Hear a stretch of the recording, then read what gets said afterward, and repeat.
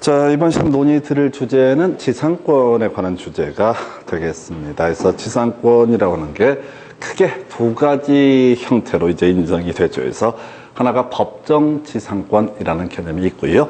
또 하나가 약정 지상권이라는 개념이 있습니다. 그래서 이번 시간에는 약정 지상권에 관한 주제를 보게 될 거예요. 그래서 일단은 우리가 민법상 물권이라고 하는 거 가장 완벽한 형태의 원리 소유권이라는 개념이 있게 됩니다. 이 소유권에 대응해서 제한 물권이라고 해서 지상권, 지역권, 전세권이라고 하는 것, 그러면 유치권, 저당권 등이 제한 물권의 한 종류가 되게 될 것이고, 지상권이라고 하는 것은 사용 수익에 관한 권리 이렇게 해석을 합니다. 그럼 물권입니다. 그리고 등기를 통해서 성립하는 물권 이렇게 정리를 하게 될 텐데, 자, 토지의 소유자가 있죠. 그래서 갑소유 X 토지에 대해서 을 이라는 사람이 지상권을 취득을 하고자 한다라고 이렇게 전제합니다. 먼저 지상권 설정 계약이라는 것을 체결해야 돼요. 오타가 하나 있는데 지금 이제 건물 소유 목적에 있어서는 자 존속기간 30년 이렇게 가게 될 텐데 일단 약정 지상권의 설정 계약의 내용을 보게 되면은 첫 번째 존속기간이라는 것을 정하게 될 겁니다. 근데 시험에는 거의 이슈가 안 돼요. 그래서 중요한 쟁점은 아닌데 존속기간이라고 하는 거 소위 이제 민법에서 정하고 있는 최단 존속기간이라는 개념이 있습니다. 그래서 견권 건물 소유 목적으로 지상권을 취득하고자 이렇게 설정계약을 체결하고자 할 때는 30년이라는 것이 최단 존속기간. 그래서 이보다는 더 긴 기간으로 지상권 설정계약을 체결해야 된다. 이보다 짧게 정해도 무조건 30년으로 해석을 하게 된다라고 이렇게 봐야겠고요. 존속기간 정하지 않게 되면 최단 존속기간을 그 지상권의 존속기간으로 보게 됩니다. 그리고 나서 이제 지료라고 하는 것도 경우에 따라서 설정 계약에 포함이 되게 될 겁니다. 그래서 토지 사용료죠. 지료 지급은 지상권의 성립 요소가 아니다라고 이렇게 선언을 하고 있는데 그래서 이론상 지상권이라고 하는 것은 무상인 경우도 존재할 수 있다. 요건 이제 뭐랑 비교하냐면 전세권하고 비교하는 거예요. 전세권은요, 전세금을 지급하고라는 것이 성립 요건에 포함이 되기 때문에 이론이라도 무조건 전세금의 지급이 전제가 돼야지 전세권이 성립할 수 있습니다. 그러나 지상권은 무료인 경우, 무상인 경우에도 이론상 가능하다. 자, 이렇게 해서 설정 계약을 체결하죠. 그러면 X 토지에다가 바로 뭘 해야 된다? 지상권 설정 등기라고 하는 것을 해야지 어떻다? 을은 지상권을 취득을 하게 된다라고 하는 거. 우리서 앞에서 매매 얘기할 때 항상 했던 게 매도인하고 매수인하고 매매계약 체결했다고 해서 매수인이 소유권을 당점 지급했다고 취득하는 게 아니라 등기 넘겨받아야지 소유권을 취득하듯이 백날 지상권 설정 계약을 체결했다 한들 만약에 지상권 설정 등기를 하기 전이다. 그러면 이것은 어떻다? 지상권이라는 권리는 성립하지 않는다라고 이렇게 얘기합니다. 그래서 용어상 이렇게 용어를 써요. 자, 지상권 설정을 해서 그 토지를 사용 수익할 권리를 갖게 되는 사람을 지상권자라고 얘기를 할 테고, 이 토지 소유자를 용어상 뭐라고 한다? 지상권 설정자라는 용어를 쓸 수 있습니다. 나머지도 똑같아요. 지역권을 갖게 되는 사람을 지역권자라고 부르게 될 테고, 보통 승역지 소유자가 되는 지역권 설정자라고 하는 거 바로 지역권을 허락하는 사람입니다. 전세권자는 전세금을 지급하고 전세권을 취득한 사람을 얘기하고요. 전세권을 허락하는 건물 소유자, 토지 소유자를 뭐라고 부른다? 전세권 설정자라는 용어를 쓰게 되면 많이 나오진 않는데 하여튼 이렇게 해서 지상권이 성립하게 됩니다. 그래서 등기라고 하는 것이 기본 이슈가 되는 거예요. 지상권은 백날 의사의 합치만 있다고 해서 성립하는 것이 아니라 설정 등기까지 있으면 어떻다? 성립하게 된다. 그럼 이제부터 지상권이 성립한 이 사람은 앞으로 뭘 한다고요? 지금 이 토지를 자 대외적으로 사용 수익할 권능이 있게 된다. 이렇게 갑니다. 자, 그럼 거꾸로 한번 볼까요? 우리가 앞에서 소유권을 가지고 있다는 얘기는 사용 수익할 수 있고 처분할 권리가 있다. 이렇게 얘기를 하면서 만약에 소유권 행사에 방해를 받게 되면 또는 소유물을 침탈당하게 되면은 이때 소유물의 반환 청권, 소유권에 기한 방해 제거 청권 이런 것을 행사할 수 있다. 그래서 원래 토지 소유자는 이 토지를 사용 수익할 권능이 있는데 정당한 권원에 의해서 이 토지를 사용 수익할 권능이 있는 지상권자한테는 꺼지라고 할 수가 없다. 없다라고 이렇게 얘기를 합니다. 해서 자, 지상권의 효력이라고 해서 가볼까요? 먼저 지상권자의 권리라고 해서 사용 수익할 수 있다. 제일 쉬운 문제입니다. 이 문제를 내면은 그냥 출제위원들이 지상권을 거저주는 문제라고 보시면 됩니다. 그래서 지상권자는 지상권 설정자에 대해서 다 사용 수익을 주장할 수 있다. 근데 지상권은 등기를 통해서 성립하기 때문에 자, 모든 사람한테 주장할 수 있다라고 했어요. 그래서 갑 소유의 X 부동산의 X 토지에 대해서 을이 지상권 설정 등기를 통해서 지상권을 취득한 상태에서 아직 존속기간 만료가 안 됐는데 이 토지를 갑이 B형한테 매도하게 되면은 누가 바로 지상권자는 애초에 매도하기 전에 누구한테 갑에게 사용수익 권능을 주장할 수 있고 그 다음에 소유자가 바뀌면 바뀐 소유자에게 뭘 또 주장할 수 있다? 사용수익 권능을 주장할 수 있다. 이렇게 해석을 하게 됩니다. 그래서 자, 지상권자는 지상권 설정자가 됐든 또는 지상권 설정자로부터 토지를 양수한 양수인에 대해서 사용 수익을 주장할 수 있다. 이렇게 정리를 하게 됩니다. 자, 한편 거꾸로 얘기하는 것 볼까요? 지상권이 설정된 토지를 양수했던 이 사람의 경우 병 얘기를 하는 겁니다. 누구한테 을에 대해서 소유물의 반환 청구권, 즉 토지의 인도를 청구할 수 없다라고 하는 거, 이렇게 가게 되는 거죠. 그래서 우리 앞에서 소유권에게 물권적 청구를 논함에 있어서 이런 얘기 했었죠. 자, 대지 인도 청구 또는 건물 철거 청구라고 하는 거 소유권에게 물권적 청구의 한 내용으로 설명을 드린 바가 있습니다. 그래서 했던 얘기 바로 자, 지상권이 설정된 토지를 양수한 사람 물권자인 지상권자에게 토지 인도를 청구하거나 건물의 철거를 청구하는 것은 어떻다? 인정되지 않는다. 왜? 정당한 권원이 있기 때문에 이게 가장 쉬운 형태의 문제가 되게 됩니다. 자, 그래서 이제 사용 수익이라는 개념 보셨고요. 한편 물권이라고 하는 것은 기본적으로 양도할 수 있다라고 하는 것도 하나의 상식적인 요소가 됩니다. 내가 사용을 하는 건 별개의 문제로 이 사용수익 권능을 제3자에게 양도하는 것도 가능합니다. 그래서 그림 그리면 이런 식이겠죠. 을이라는 지상권자가 갑을평 정이라는 사람에게 지상권을 팔고자 합니다. 그러면 이때 갑을평 정이 지상권을 취득하기 위해서는 지상권 이전 등기라는 형식을 통해서 지상권을 넘겨받을 수가 있다. 이렇게 얘기합니다. 그래서 지상권은요, 양도할 수 있다. 이때 토지 소유자의 의사는 전혀 관련이 없다. 물권이기 때문에. 자, 그래서 양도할 수 있다는 데서 살을 붙일 게 뭐냐면, 팔아헤치우는 게 문제가 아니라 이 지상권을 담보로 돈을 빌리고 저당권을 설정하는 것도 어떻다? 가능하다라는 해석이 나오게 됩니다. 그래서 지상권, 지상권을 담보로 어떻다? 저당권을 설정하는 것도 가능하다. 그럼 이제 용익물권 세 가지가 있었죠. 지상권과 지역권과 전세권이라고 하는 세 가지가 소위 용익물권으로 우리가 공부를 하는데 이 지상권하고요. 그 다음에 전세권이라는 것은 양도할 수 있고 또 양도할 수 있다는 얘기는 그걸 담보로 저당권 설정을 해서 돈을 빌릴 수도 있다라고 할 것. 한편 지역권은 뒤에서 공부하시겠지만 지역권은 양도할 수 없는 권리입니다. 토지의 물리적 위치와 관련이 되기 때문에 지역권만 떼내서 너 가져라고 할 수 있는 것은 아니다라고 해서 요게 사용수익과 양도담보라는 개념 같이 묶어서 보셨고요.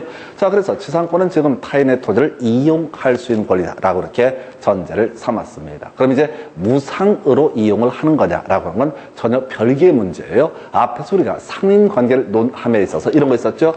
토지의 소유자, 맹지 소유자, 도로와 접하지 않아서 출입을 할 수 없다라고 했을 때 법원에 소송을 제기해서 주의 토지통행권의 확인 판결을 받게 되면은 어떻다? 이때 주의 토지통행권의 확인 판결을 받게 되면은 이때 옆에 토지를 나다닐 수 있는 권리가 있다. 근데 이 주의 토지통행권이 있어서 나다닐 수 있는 권리가 있는 건 별개의 문제로 이 인접하고 있는 토지 소유자에게 뭐가 필요하다? 인접하고 있는 토지 소유자에게 저걸 해야 된다는 거죠. 바로 토지 소유자에게 지료라고 하는 것을 지급하는 게 원칙. 우리가 지난 시간에 공부할 때 출제 이슈 삼았던 게 이런 게 있었어요.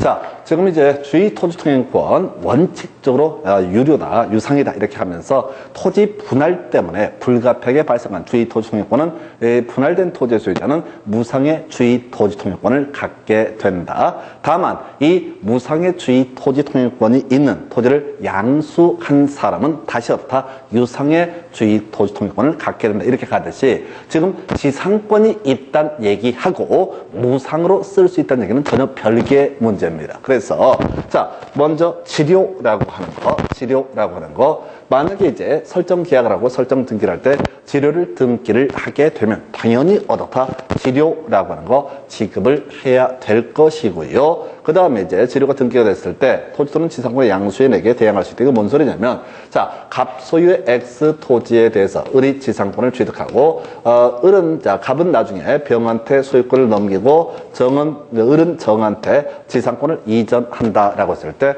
그러면 이제 자, 이 사람은 당연히 어떻다? 지료를 지급해야 된다. 토지 소유자가 바뀌더라도 다 지료를 지급해야 된다. 지상권이 바뀌게 되면 바뀐 이 지상권자, 새로운 지상권자가 기존 만약에 그대로 갑으로 있으면 갑한테 지료를 지급해야 된다. 또는 토지 소유자가 바뀌면 병한테 지료를 지급해야 된다라는 의미가 되겠습니다. 그래서 이렇게 보게 될 것이고요. 뭐 지료 증액 부분은 아직 거의 출제가 되고 있지 않은데, 자, 이게 이제 지료라고 하는 것이 경제 사정상 현재의 불합리하다라고 하면 어떻다? 지료 증액 청구라고 하는 것 또는 지료 감액 청구라는 것도 가능하다. 큰 이슈는 되지 않습니다. 다만 우리가 꼭 기억을 하실 주제가 뭐냐면, 자, 지상권을 가지고 있다는 얘기하고 애초에 설정 계약을 체결할 때 무상으로 하자라고 계약이 돼 있는 것이 아닌 바에야 어떻다? 지료라고 하는 것은 지불할 의무가 있다. 물론 이제 지료에 관한 주된 이슈는 다음 시간에 공부하게 될 관습상 법정지상권, 저당물의 경우에 따른 법정지상권 등 법정지상권 파트에서 주로 이슈가 되게 될 겁니다. 그래서 그때 가서 보시게 될 일이고요. 그래서 이렇게 지상권 취득하면 지상권자의 권리, 자, 사용수익할 수 있다. 양도, 담보로 삼을 수 있다. 이렇게 보셨어요. 자, 나중에 보시게 되면 이 전세권은 양도 금지 특약이 있으면요. 양도할 수 없습니다. 근데 지상권은 설령 지상권 양도 금지 특약이 있다라고 할지라도 아예 양도할 수 있다 해서 가장 양도가 쉬운 게 지상권. 그 다음에 약간 논란의 소지가 있는 것. 경우에 따라서 되는 경우도 있고 안 되는 경우도 있는 게 전세권. 그리고 아예 양도할 수 없는 게 지역권. 이렇게 해석을 하게 됩니다. 이렇게 보셨고요. 그 다음에 이제 지상권의 소멸 등에 관한 주제 살펴보겠습니다. 그래서 자, 우리 앞에서 물권의 소멸 사유 얘기하면서 그런 말씀을 드렸습니다. 등기하지 않는다라고 할지라도 어떻다? 바로 소멸하는 사유가 몇 개가 있었죠. 그 중에 이제 가장 중요 출제 포인트는 혼동이라고 해서 소유권과 제한 물권이 동일인에게 귀속이 되는데 본인 또는 제3자 이익을 해할 우려가 없을 때 뒤에 있는 제한 물권은 혼동으로 소멸한다. 이게 이제 법에서 하는 얘기이고 우리가 문제를 풀어갈 때는 뒤에 밑에 꼬리가 있게 되면 어떻다? 이때는 혼동으로 소멸하지 아니한다. 이렇게 무식하게 설명을 드렸습니다. 그래서 한번 물권의 소멸 사유 보겠습니다. 가장 기본이 목적물의 멸실이라고 하는 거. 자, 그래서 우리 포락지 얘기 한번 앞에서 드렸었죠. 그래서 자, 갑소유의 X 토지에 대해서 을이 지상권을 취득을 했던 이 사안인데요. 이 X 토지가 하천 밑으로 가라앉게 된다라고 하면 토지 소유권은 소멸하게 될 것이고 지상권도 같이 어떻다? 소멸하게 된다. 우리가 지난번에 한번 예를 들었던 것 중에 이런 게 있었어요. X 토지에 Y 건물의 신축을 목적으로 해서 을이 지상권을 취득을 했습니다. 그런데 건물에 화재가 발생해서 건물이 다 녹아내려버렸습니다. 그럼 지상권은 소멸한다, 소멸하지 않는다? 소멸하지 않는다라고 하는 거. 지상권의 목적은 뭐야? 토지 사용권이지 건물 사용권이 아니다라고 할 거. 물론 응용 들어가면 건물에 대해서 전세권을 설정했다라고 했을 때는 건물 전세권이라는 것은 건물이 화재로 소실되게 되면 건물 전세권은 소멸하게 될 것이다. 말소 등기를 하지 않더라도. 자, 두 번째, 지상권의 존속기간의 만료 어렵지 않습니다. 존속기간 아까 법정 최단 존속기간이라고 하는 개념 설명드렸어요. 그래서 만약에 지상권 설정 계약 체결할 때 30년 동안 토지를 이용하기로 계약을 체결하는데 30년의 기간이 지나게 되면은 따로 말소 등기를 하지 않더라도 지상권은 어떻다? 소멸하게 된다. 그리고 혼동은 아까 설명드렸어요. 자, 지상권자가 토지 소유권을 취득을 하게 된다. 그리고 자, 지상권 뒤에 밑에 어떤 꼬리도 없으면 어떻다? 지상권은 혼동으로 소멸하게 된다. 이렇게 가게 되는 거고요.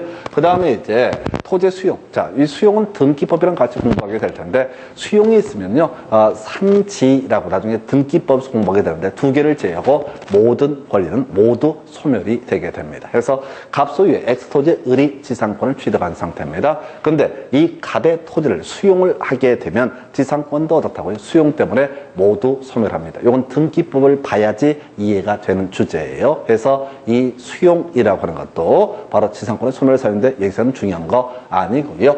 자, 소멸시효라고 하는 거 우리 앞에서 한번 공부하셨죠. 지상권이라고 하는 거 20년 동안 설정 계약만 체결하고 설정 등기만 해놓고 20년 동안 아예 토지를 이용하지 않는다. 그러면 어떻다? 지상권은 시효 완성으로 소멸하게 된다. 해서 지상권, 지역권, 전세권 20년 동안 그 권리를 행사하지 않게 되면 어떻다? 시효 완성으로 소멸한다. 이것도 중요치 않아.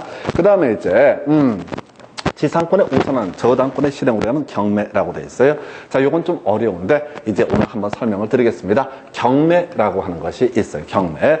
법원에서 이 부동산을 팔아버리는 거, 이게 경매라고 하는 건데 이 경매에서는 제일 중요한 거 앞으로 수천 번 듣게 될 기준 얘기가 말소 기준 권리라는 개념이 있게 됩니다. 그래서 말소 기준 권리라고 하는 것은 의미상 경매 청구할 수 있는 권리를 말소 기준 권리라 부릅니다. 그래서 우리가 공부하는 게 6개예요. 자, 듣고 앞으로 한 1000번쯤 듣게 될 내용의 첫 번째입니다. 말소 기준 권리는 저당권이라는 것이 있습니다.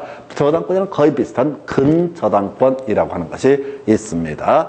저당권이랑 거의 똑같은 담보가등기라고 하는 게 있습니다. 지자체가 세금 안 내문에 공매를 부추기 해서 하는 등기가 압류등기라고 하는 것이 있습니다. 돈 받기 위해서 이 사람이 부동산 중간에 처분하는 걸 막기 위해서 하는 등기 가압류등기라는 것이 있습니다. 그리고 마지막에 경매 개시 결정 등기. 앞으로 1000번 할 거니까 오늘 한 번 듣고 버리시는 거야.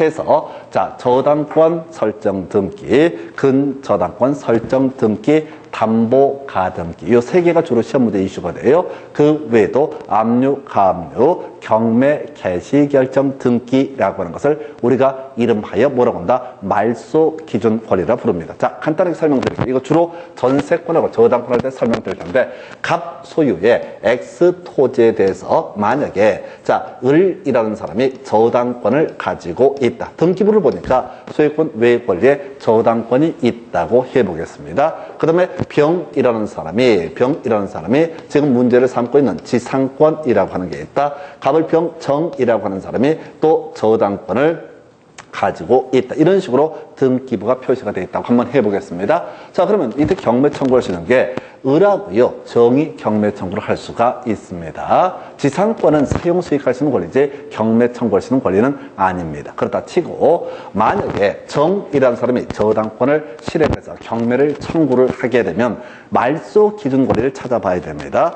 말소 기준 권리는 저당권, 근저당권, 담보 가등기, 압류, 가압류, 경매, 개시, 결정 등기 이렇게 6개 등기 중에서 등기부에 가장 선순위에 있는 것을 뭐라고 한다? 말소 기준 권리라고 부르게 됩니다. 그래서 만약에 정이라는 사람이 저당권 실행을 합니다. 경매 청구를 합니다. 그러면 이때 말소 기준 권리는 저당권, 근저당권, 담보가등기, 압류, 가압류, 경매, 개시, 결정 등기 중에서 가장 선순위에 있는 권리. 여기서 뭐가 됩니까? 을의 저당권이 말소 기준 권리가 되게 됩니다. 그래서 경매가 진행돼서 낙찰받은 사람, 매수인이 매각대금을 완납을 하게 되면 뭐부터? 을의 저당권부터 이 밑에 있는 권리는 모두 어떻다? 매각으로 소멸하게 된다. 이런 얘기예요.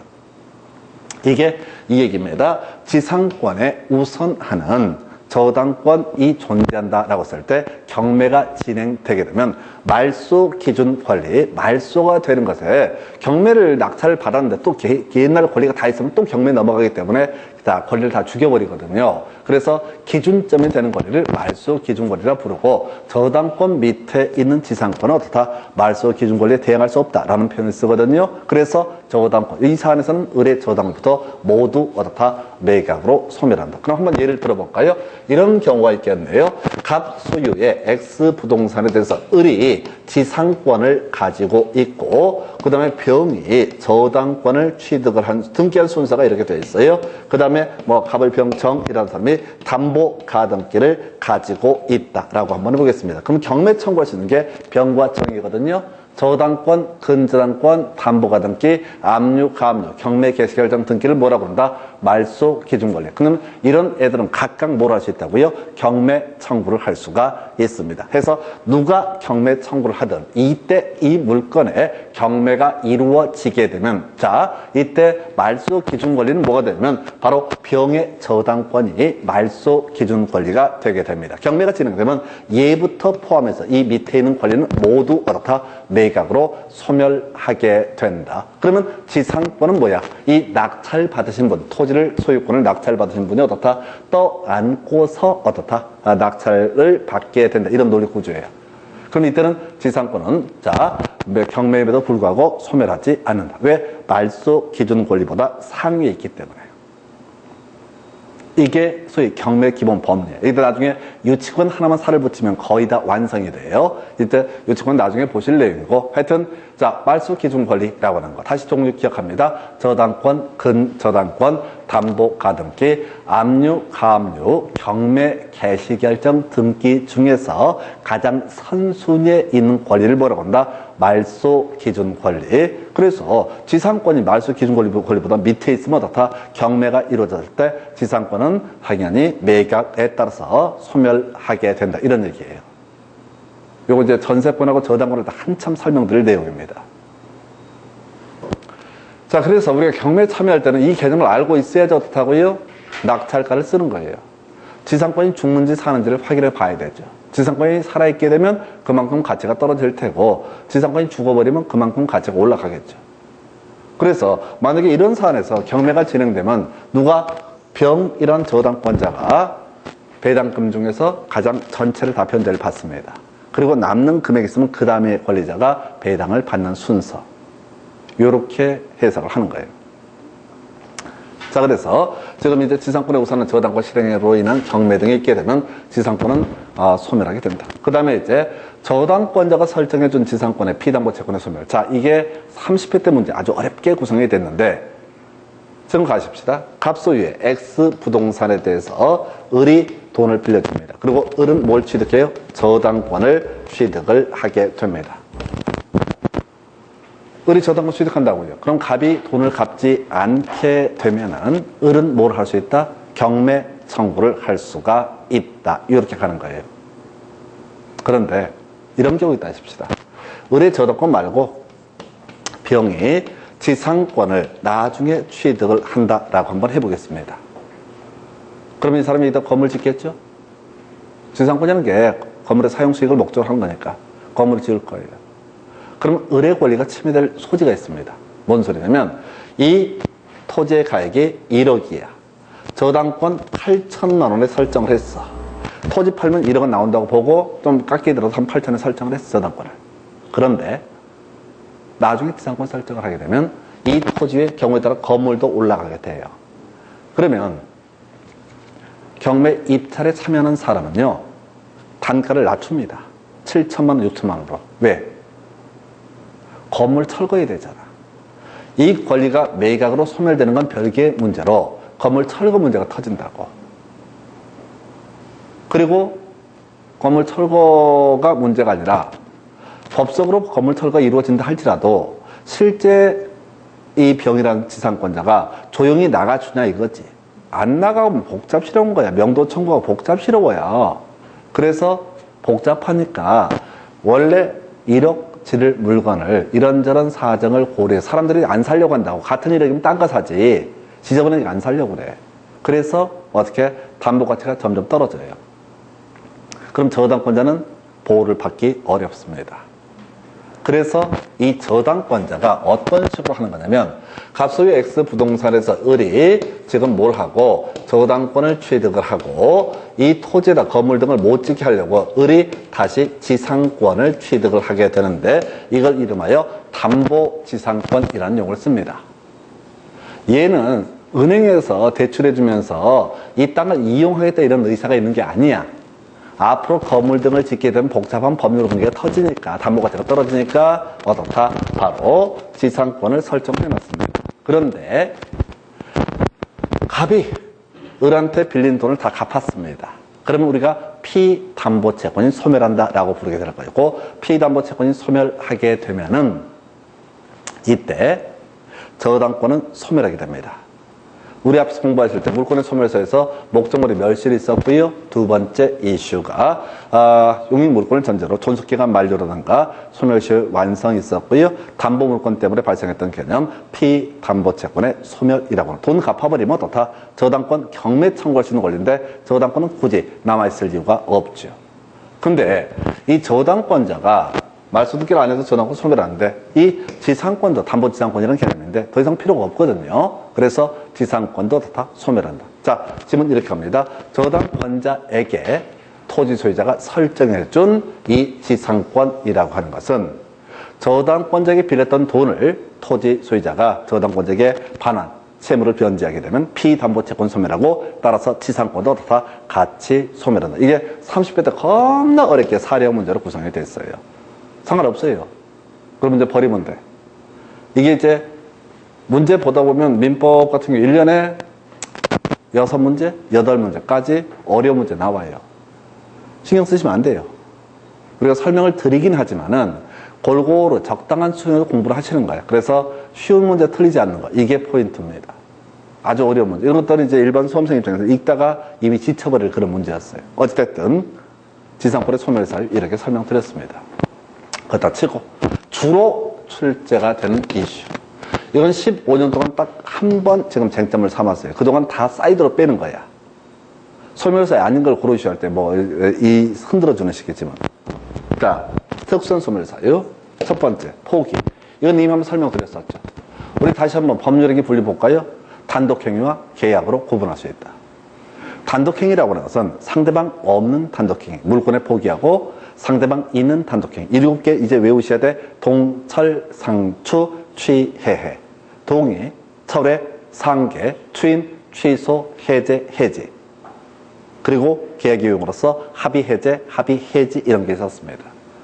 물권의 포기라고 하는 거 표시된 의사에 따라서 법적 효력이 발생하게 될 텐데 다만 효력이 발생하려면 등기라고 하는 걸 해야 된다. 우리가 공유할 때 지분 이전 등기 형식을 통해서 지분을 넘겨줘야지 없다. 자신의 지분권을 포기할 수 있다. 자, 이건 별로 중요한 건 아닌데 다만 이 지상권을 전제로 지상권을 담보로 해서 저당권이 설정이 되어 있을 때는 저당권자의 승낙이 있어야 좋다. 지상권을 포기할 수 있다. 왜? 저당권자가 피해를 받으니까. 이건 뭐 별로 중요한 거 아니고 요 근래 이제 두 번 이슈가 됐던 게 소멸 청구. 5년 동안 두 번 나왔으면 겁나 중요한 겁니다. 사이드로 계속 나오는 것이 소멸 청구. 2년분 지료 체납입니다. 그래서 앞에서 우리 지상권이라고 하는 것은 지료 무상인 경우도 이론상 존재할 수 있다. 그러나 그건 이론상인 문제고 일반적으로 남의 땅 빌렸을 때 공짜로 쓰지는 않을 겁니다. 2년분의 지료를 체납하게 되면 어떻다? 지상권 설정자, 토지 소유자는 지상권자에게 소멸을 청구할 수 있다라고 되어 있어요. 이거부터 가볼까요? 우리 앞에서 이런 거 있었죠. 이웃하고는 토지 소유자는 이웃 토지 소유자, 다른 토지 소유자에게 담장 설치를 청구할 수 있다라고 되어 있었어요. 그러면 상대방, 이웃하고는 토지 소유자는 어떻다? 담장 설치에 협력할 의무가 있다. 하나 더. 20년간 소유사를 평온 공인하게 점유한 시효 완성자는 최종 등기 명의인에 대해서 뭘 행사할 수 있다? 등기 청구권을 행사할 수 있다. 그러면 최종 등기 명의는 어떻다? 소유권 이전 등기를 넘겨줄 법적 의무가 있다. 한편 지상권의 소멸 청구라고 되어 있어요. 지상권 설정자인 토지 소유자는 자, 어떤 사람에게 그 토지를 사용 수익할 수 있는 물권을 부여했으면서 그 다음에 뭐라고요? 바로 지료를 받고 있습니다. 근데 이 지상권자가 2년분 지료를 체납하게 되면 지상권 설정자 입장에선 어떻다? 지상권의 소멸을 청구할 수 있다. 이해되시죠? 상대방의 채무를 이행하지 않았으니까 당연히 어떻다? 소멸을 청구할 수 있다. 다시 가볼까요? 자, 여기서 이건 이렇게 가십시오. 예를 한번 들어볼게요. 자, 갑소유 X 토지에 대해서 을이라는 사람이 지상권을 가지고 있다. 근데 을이라는 지상권자가 2년분 지료를 갑에게 지급하지 않았다. 그럼 갑은 을에 대해서 지상권의 소멸을 청구할 수 있다. 이건 너무나 쉬운 얘기야. 너무 유치해서 안 내. 그럼 이런 경우가 있어요. 갑소유의 X 부동산에 대해서 을 명의의 지상권이 설정이 되어 있는데 을이 이번에 한 해 지상권을, 지료를 체납했습니다. 안 냈습니다. 근데 어떤 이유가 있어? 갑이 돈이 좀 필요해서 이 X 토지를 병한테 양도를 하게 됩니다. 소유권 이전을 한 거야. 1년 지료가 체납된 상태에서 병이 산 거예요. 근데 병이 사고 나서도 1년분의 지료가 또 체납됩니다. 그럼 병, 지상권 설정자 또는 지상권 설정 토지의 양수인 병은 소멸 청구할 수 있다 없다? 없어요. 자기 기준으로 2년분 지료가 체납이 돼야죠. 다 소멸을 청구할 수 있다. 그러니까 지상권의 소멸을 청구할 수 있는 것은 토지 소유자가 청구를 하는 거라고요. 2년분 지료 체납했을 때. 근데 합쳐서 2년 안 되고 병의 입장에서 지상권자가 2년분 지료를 체납하게 되면 어떻다? 지상권의 소멸을 청구할 수 있다. 이렇게 하는 거예요. 이게 다른 문제인 거야, 문제. 왜? 1년 했을 때 병이 합쳐서 2년이니까 지상권의 소멸을 청구할 수 있다? 아니라는 얘기죠. 그걸 이제 바로 다이렉트로 가게 되면 지상권이 설정된 토지를 양수한 사람은요, 지상권자가 2년 이상 지료를 체납했을 때 지상권의 소멸을 청구할 수 있다. 그래서 항상 토지 소유자 기준으로 보는 거야. 지상권자 기준으로 보는 게 아니라 토지 소유자 기준으로 2년분 지료를 체납하게 되면 지상권의 소멸을 청구할 수 있다. 이게 한 문제짜리. 하나 더. 우리 앞에서 공부한 얘기와 같이 연계가 되는데요. 이렇게 되어 있습니다. 지상권을 담보로 저당권을 설정할 수가 있었지요. 사안을 정리하면 이런 식입니다. 갑 소유의 X 토지, 이 사람이 지상권 설정자입니다. 을이 일정한 지료 지급 등을 전제로 해서 지상권을 취득을 하게 됩니다. 한편 지상권, 토지를 사용 수익할 수 있는 물권입니다. 세상의 모든 사람에게 주장할 수 있는 권리, 물권입니다. 그래서 이 지상권은 양도할 수 있다라고 했었고요. 또는 담보로 삼을 수도 있다. 병한테 돈을 빌립니다. 을이 병한테 돈을 빌리면서 이 사람이 뭐가 된다? 저당권자가 되게 된다. 해서 병한테 돈을 빌렸어요. 그러면 을이 병한테 돈을 갚게 되면 저당권은 소멸하게 될 텐데 이 상태에서 돈 안 갚았어. 아직은 저당권 살아있는 상태야. 그런데 갑의 입장에서 보니까 을이라고 하는 사람이 2년분 지료를 체납했습니다. 그럼 앞에서 토지 소유자 입장에서는 당연히 어떻다? 지상권의 소멸을 청구할 수 있다. 이렇게 가는 거죠. 얘기잖아요. 2년분 지료를 체납하면 갑의 입장에서는 을한테 어떻다? 지상권의 소멸을 청구할 수 있다. 소멸을 청구한다는 얘기는 그대로 소멸의 효력이 발생한다. 이런 얘기예요. 나중에 전세권 가면 그런 거 나와요. 전세권에서는 전세권 설정자 입장에 봤을 때 전세권자가 용도에 따라서 이용하지 않게 되면은 부동산의 용도에 따라 이용하지 않게 되면 소멸을 청구할 수 있다. 나중에 유치권에서는 그런 얘기가 나옵니다. 유치권자, 채무자 입장에서 돈을 갚아야 되는 입장에서 유치권자가 선권 의무 위반이라고 해서 그 목적물을 불법적으로 사용을 하거나 그러면 유치권에 소멸을 청구할 수 있다 해서 소멸 청구가 3개가 나와 지상권, 그 다음에 나중에 전세권, 유치권 3군데가 나오는데 시험의 출제 포인트는 지상권이라고요. 나머지는 그냥 흘러가는 얘기들이야. 다시. 2년분 지료를 체납하게 되면 토지 소유자는 지상권자에게 어떻다? 소멸을 청구할 수 있다. 그냥 부탁한다는 얘기가 아니라 너 끝났어! 라고 통지해 주는 거야. 소멸 청구의 의미가. 그런데 얘가 지상권이 소멸을 해버리면 문제가 하나 터져요. 저당권이 있을 때. 저당권자가 아닌 밤중에 날벼락이라고 갑자기 지상권이 죽어버리면 목적물이 사라지죠? 저당권자 입장에서는 저당 목적물이 사라져버린다고요.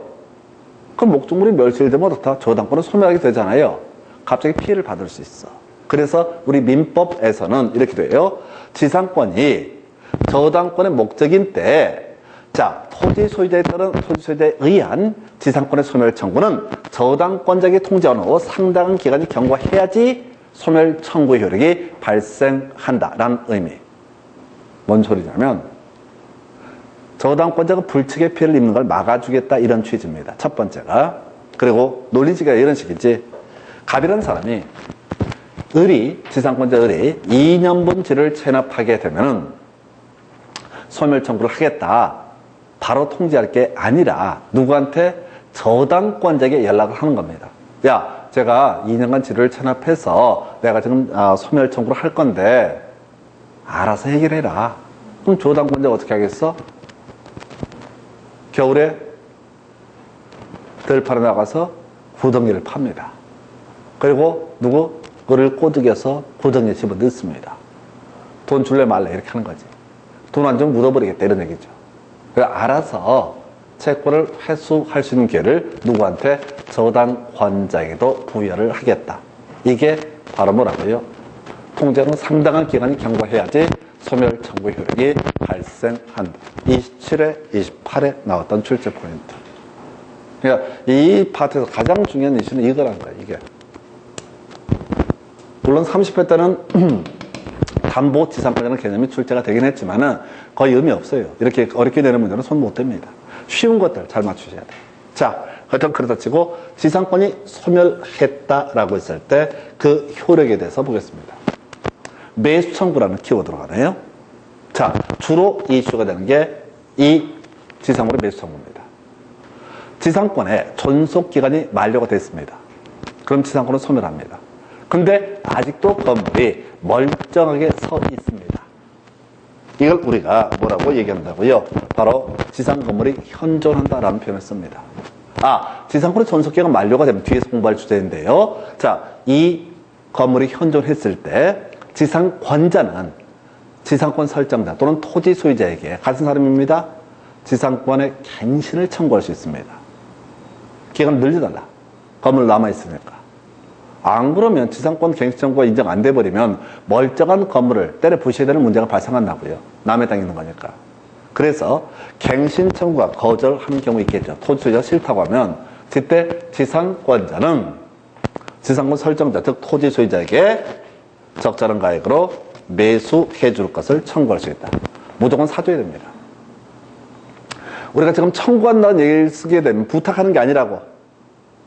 자, 지상권의 존속기간 만료가 돼서 이제 지상권이 소멸하게 되는 시점에 이르러서 지상권자가 야, 아직 건물 멀쩡하다. 때려부시는 게 국가적으로 아깝거든. 그래서 우리 민법에서는 지상권자에게 계약 갱신 청구권이라는 것을 부여해요. 야, 계약 늘려줘. 기간 좀 늘려줘. 근데 토지 소유자가 싫다라고 얘기를 하게 되면은 그래, 많은 게 아니라 그럼 네가 사줘 라고 하는 것이 뭐가 된다? 지상물의 매수 청구라는 개념입니다. 이 얘기는 나중에 토지 임대차 계약법 파트에서 공부하시는데요. 임대차 기간이 맞춰졌을 때, 끝났을 때 혹시 건물 등이 현존하고 있다면 임차인은 임대인에 대해서 계약 갱신 청구를 할 수 있고 임대인이 들어주지 않게 되면 그때 지상물의 매수 청구를 할 수 있다. 이 얘기가 같이 연계가 돼서 나옵니다. 그래서 지상권에 있어서 지상물의 매수 청구라고 하는 개념이 하나가 있어요. 그런데 지상권자가 약간 똘끼가 있나 봐. 자, 지상권의 존속기간 만료가 됐습니다. 지상권 소멸했습니다. 그런데 건물이 멀쩡하게 있어. 아무 이상이 없어. 근데 지상권자가 지상물에 계약 갱신 청구도 안 하고 지상물에 계약 갱신 청구를 안 하면 지상물 매수 청구를 못 하는 거거든요. 그러니까 아무것도 안 하고 있어. 근데 토지 소유자 입장에서 봤을 때는 어머, 저 건물을 버리는 거. 나중에 때려 부셔야 되거든. 그게 아깝잖아. 그래서 지상권 설정자는 지상권자에게 어떻다? 매수 청구를 할 수 있다. 그리고 이때 지상권자는 어떻다? 거절하지 못한다. 이 두 개의 조항이 갖는 취지는 지상권의 존속기간 만료가 되고 건물이 현존하고 있을 때 지상권자가 빠져나가게 되면은 복잡한 문제가 터진다고. 건물 철거의 문제. 원래대로 치면 뭐야? 지상권자가 건물 철거해야 되거든요. 원상회복 해줘야 되니까. 토지 그대로 돌려줘야 되니까. 그래서 이렇게 사회적 낭비를 막기 위해서 지상권자 계약갱신 청구한 다음에 말을 들어주지 않게 되면 어떻다? 바로 이때 뭘 할 수 있다? 매수 청구할 수 있다. 그 다음에 지상권 설정자도 어떻다? 매수 청구를 할 수 있다라고 하는 거. 이렇게 갑니다. 그래서 물론 실제 이슈는 나중에 임대차에서 지상 건물의 매수 청구라는 주제로 주로 연계가 되는데 어쨌든 이런 거죠. 그래서 자 이게 지상권의 성립, 효력, 소멸. 자 정리해 보겠습니다. 자 지상권이라고 하는 거 설정 계약과 등기 등을 통해서 성립이 되게 된다. 설정 계약의 내용은 존속기간 치료 등이 포함이 될 수가 있다라고 봅니다. 다만 이 치료라고 하는 것은 표시가 안 된 무상인 경우도 있을 수도 있겠다라고 하는 거. 그래서 결국 지상권을 취득하는 방법은 설정 등기라고 하는 것이 있어야지 지상권은 성립하게 된다. 이렇게 설정 등기 등을 통해서 성립한 지상권이라는 것은 물권이다. 사용할 수 있는 물권, 용익 물권이다라고 되어 있습니다. 그래서 이렇게 가는 거죠. 바로 사용 수익할 수 있다. 그래서 지상권자는 토지 소유자나 바뀐 토지 소유자에게 토지 사용 수익권을 등을 주장을 할 수가 있게 될 것이고, 달리 얘기를 하게 되면 토지 소유자 또는 지상권이 설정된 토지를 양수한 사람은 지상권자에게 건물 철거 청구 또는 대지 인도 청구라는 것을 할 수가 없다라고 하는 거. 이게 지상권자의 권리. 한편 지상권은 물권이기 때문에 세상의 모든 사람에게 주장할 수 있는 물권이고요. 그래서 양도할 수 있고 또 돈 빌리고 저당권을 설정해 주는 것도 가능하다. 이렇게 정리합니다. 한편 자 지상권자의 의무라고 해서 자 지료가 등기가 돼 있다면 당연히 어떻다? 지료를 지급할 의무가 있다. 자 그래서 나중에 감액 청구인, 증액 청구인 이런 것도 지료가 등기가 돼 있을 때 문제고, 여기서 파생되는 주제가 뭐라고요? 바로 2년분의 지료를 체납하게 되면 어떻다? 바로 소멸 청구의 대상이 된다. 해서 이거 있었죠? 지상권이 설정된 토지를 양수한 토지 소유자가 자기를 기준으로 2년분 지를 체납하게 되면 이 사람 어떻다? 소멸 청구라는 것을 할 수가 있다라고 하는 것. 근데 이 문제 지상권자 그 사이에 저당권 설정하고 돈을 빌렸다라고 하면 만약에 지상권 설정자 또는 토지 소유자가 자, 지상권의 소멸 청구를 했을 때 지상권이 소멸하는 건 별개의 문제로 저당권도 피해를 받게 된다. 그래서 혹시 지상권을 목적으로 저당권이 설정되어 있을 때는 소멸 청구에 앞서서 상당한 저당권자에게 통지를 해야 되고 그로부터 상당한 기간이 경과하게 되면 어떻다? 그때 소멸 청구 효력이 발생한다. 이렇게 갈 것이고요. 자, 이렇게 해서 지상권이 소멸되게 되면 지상권자 소멸됐을 때 계약 갱신 청구 한 번 할 수 있고, 들어주지 않게 되면은 그때 지상권의 매수 청구를 할 수 있다. 한편 지상권자가 아무 얘기를 하지 않고 멀쩡한 건물을 때려 부시려고 마음을 먹고 있을 때 누가 지상권 설정자도 그러지 말고 나한테 팔아라 라고 한다면 정당한 이유 없이 이를 거절하지 못한다라고 하는 거. 요게 지상권 소멸의 효력 등에 관한 주제. 자, 오늘 여기까지 가지고 다음 시간에 이어서 법정 지상권부터 이어서 설명드리겠습니다. 여기까지 하겠습니다. 수고하셨습니다.